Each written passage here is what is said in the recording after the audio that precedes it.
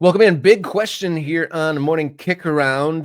Tampa Bay Rowdies, one of USL's most storied clubs, I'd say American soccer's most storied clubs, now has the wealthiest ownership group outside of Major League Soccer. Florida businessman Patrick Zalupski recently completed the purchase of the Rowdies and the Tampa Bay Rays. What does that mean for the Rowdies and USL to have such a wealthy ownership group involved? So this is okay. Yeah, this what last week you can see it's dated October 2nd. This is from the Rowdies website. An ownership group led by Florida-based business executive Patrick Zalupski has acquired control of the Tampa Bay Rowdies as part of the recently completed purchase of the Tampa Bay Rays. The sale of the Rays and Rowdies to the new group by former principal owner Stu Sternberg was finalized on September 30th. It mentions what happened for the Rowdies under Sternberg's leadership. He, by the way, bought the club from Bill Edwards, who owned the team between 2013 and 2018. Bill Edwards is the guy that got their stadium to be one of the better second division stadiums in American soccer. I mean, obviously there was some plans around expanding it. Things haven't really come to fruition there. There was talk about MLS. There were MLS hopefuls for a little while. I think that Bill Edwards sale to Stu Sternberg was supposed to, in a lot of people's minds, maybe push Tampa into a conversation about getting an MLS franchise, which obviously didn't happen. You do wonder how much Orlando's presence in Central Florida impacts, whether or not Tampa could be a team in Major League Soccer, whether MLS would be okay with any of that. But the reason to talk about this, not just because of the event of the sale, but because our friend Mike Pendleton put this on Blue Sky, and I thought it was interesting. I just realized the Rowdies now have the wealthiest men's soccer team ownership in the U.S. outside of MLS and might be among the wealthiest D2 teams in the world. Let's see if anything comes of that. Now, Mike is not giving us the research on this, so we're kind of taking it at face value that he's right about this, the wealth of the ownership group for the Rowdies compared to other second division teams, or certainly compared to MLS. If you got enough money to go buy a Major League Baseball team, then you probably have enough money to be the wealthiest D2 owner in America, right? That's probably true. What I guess we're concerned about here, Rob, is whether or not the Rowdies and Sternberg, there's some nice things happened, but they were kind of along for the ride with the Rays. And it's not just that this would be the same situation, that the Rowdies would be along for the ride with the Rays for the new ownership. It's also that the new ownership is talking a big game about finding a stadium solution for the Rays. If you're at all a baseball fan or aware, you know how much of a joke Tropicana Field has been over the years. And then they had the health rating is one of the lowest places in Florida. They had hurricane damage that really impacted their ability to be, to host proper major. There's lots of things that go on. They want to build a stadium, and Zalupski is in the media talking about doing something similar to what the Atlanta Braves have done in Cobb County with the Battery, which is a mixed-use development complex around Truist Park. So this is what Zalupski is saying, that they want to go and build something like that. I don't know where. I don't have the geography down of Tampa to know where. I think he's saying St. Pete. Sorry, not Tampa, St. Pete. So they want to keep the team in St. Pete. That's why they'll be the Tampa Bay Rays, right? By the way, that's, again, where the Rowdies play. They play in St. Pete on the waterfront as well. Beautiful. And, I mean, again, we are in a beggars can't be choosers situation a lot of times with American soccer. We can't really get all in our feelings about, we want our own independent ownership, somebody who really cares about the game. We don't want to be a second thought. We don't want to be the redheaded stepchild of an ownership group that is really more interested in their baseball property or their NFL property or whatever.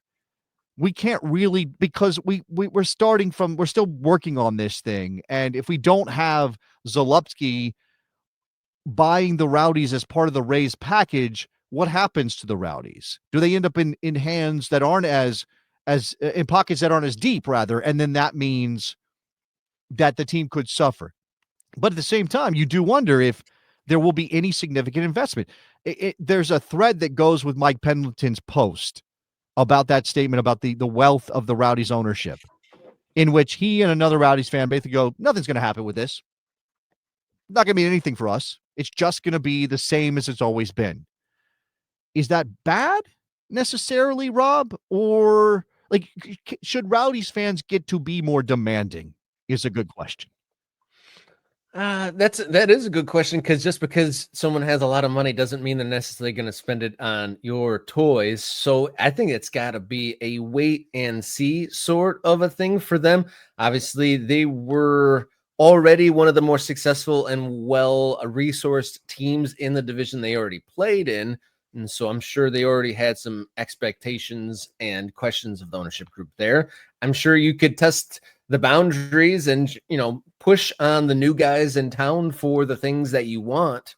Okay, but this is happening. This is happening right as USL is lining up their new structure and talking about first division football. And when we did our first division video, when this news dropped, and we speculated, it was just our picks, right? We weren't necessarily diving in deep on the details of what these teams brought to the table or what PLS standards what PLS they could meet, what they couldn't.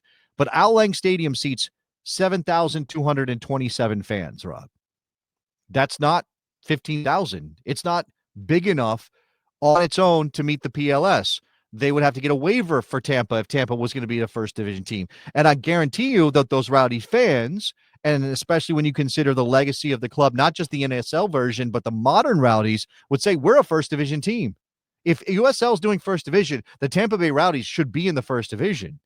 But apparently you're going to need an ownership group who's very concerned about building a mixed-use development around a new stadium for the Tampa Bay Rays to put money into expanding Al Lang Stadium, to go back to that plan that they had maybe for MLS, or do something similar to get to the capacity necessary to qualify for first division soccer.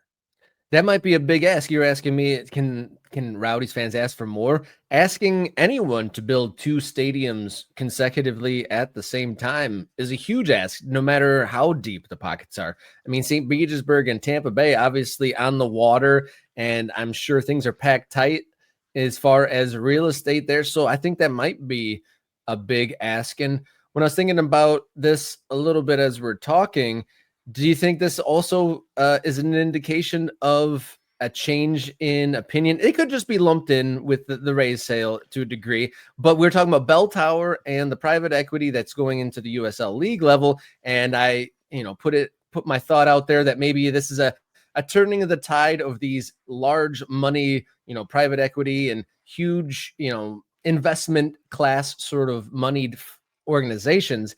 Is that tide officially turning where USL and USL clubs are a viable place to put their investment? I mean, if you look at what these gentlemen that guys got involved with, these are guys that are in those core industries that are always getting returns. So Zalupski, he's a home builder in Jacksonville, and he's joined by Bill Cosgrove, who is a CEO of Union Home Mortgage, and then another gentleman called Ken Babby, who's the CEO of multiple minor league baseball teams.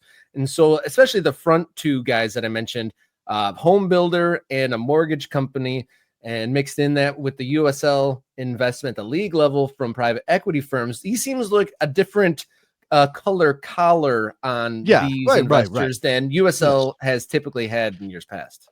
Leveled up from, no offense to car dealers, but leveled up from car dealership owners. You're right to a certain extent, and I do think that represents something good in a general sense for American soccer, but that does not necessarily account for the individual approach of these individual people and their individual interest in investing individually in soccer. It does seem as though Zalupski and his partners are maybe seeing the Rays as a real estate play, right? It's not just the second division soccer team can be a real estate play. Even a Major League Baseball team can be a real estate play, in addition to obviously being part of one of the biggest sports in America. It has been mentioned in the chat by Bernardo that there is this plan to build that 15,000 seat stadium for the Tampa Bay Sun of the USL Super League. So a women's team building a 15,000 seat stadium, not in St. Pete, but in Tampa, in Ybor Harbor.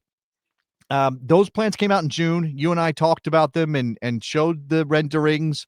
That is only conceptual until it's not. Like, it's just a concept until it's not. So I don't know how much stock to put into that plan, which also involved, I think, the USL headquarters were going to be based there because USL is a Tampa-based company. It's 15,000 seats. It would reach the standard for a first division men's outdoor league, but they're not. This is not shared ownership. Tampa Bay Sun is owned by somebody else. This would have to be a relationship formed between two completely different groups in order for the Rowdies to move there. And again, the Rowdies have roots. Al Lang Stadium has been their home for a long time now in St. Pete. So how does that play out again among the fan base? Not for me to decide. If you're just like, go, who cares? Move into this one so you can be first division in men's soccer. But I don't know if that's necessarily as easy as it sounds. No, nothing never is ever as easy as it sounds for simple tasks, let alone building stadiums, multiple stadiums in established cities across the United States, and in things in Florida just generally hotting up. Stadium plans, left, right, and center. There was some Pensacola news, obviously the at Miami FC stuff, and Inter Miami building a stadium, and so all sorts of business and stadiums and club happenings in the state of Florida. We might have to have a soccer specific or a state specific segment on all the happenings down in Florida. Densely dotted Florida is becoming. All right, we got one more segment on the day. Be like our new member Victor. Become a MK Ultra, $3.99 a month. Become a member of MK Ultras, and you get priority access to commenting on live streams, early access to videos, and access to the Morning Kick Around Discord server. You can also contribute outside of the YouTube hemisphere.